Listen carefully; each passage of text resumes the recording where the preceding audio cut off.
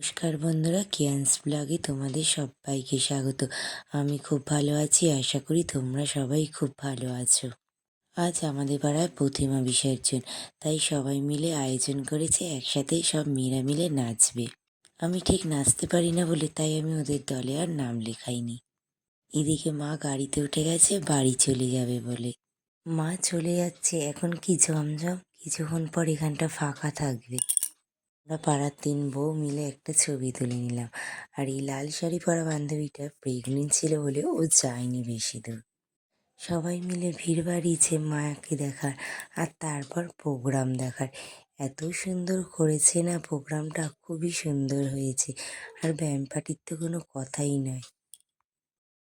এই যারা সব ব্যান্ডগুলো বাজাচ্ছে শুনেছি নাকি তারা অনেক দূর থেকে এসছে, কিন্তু খুব সুন্দর ব্যান্ড বাজিয়েছে। আমার ছেলে তো দেখে খুব আনন্দ পেয়েছে। আর চারিদিকে দেখো লোকের ভিড়, সব এই দেখার জন্যই না দাঁড়িয়ে রয়েছে। যদিও বা তখন অনেক রাত্রির হয়ে গেছিল, রাত 11টা বেজে গেছে, তাও কি ভিড়। আর আজ আমাদের পাড়ায় সব মেয়ে বউরা মিলে একসাথে ডান্ডিয়া নাচ নাচবে। ওর মধ্যে 1-2জন হয়তো নাচ শেখে, আর বাদ বাকি কেউ নাচ শেখে না, তাও খুব সুন্দর নেচেছে সবাই। এই যে সবুজ শাড়ি পরাটা দেখছো, ওই দিদিটাই সবাইকে নাচ শিখিয়েছে। সত্যিই খুব সুন্দর নাচতে পারে ওই দিদিটা। তো এইটা হচ্ছে সব পাড়ার মেয়ে বউরা, আর এইবার চলে এসছে সব একটু ওল্ড এজে।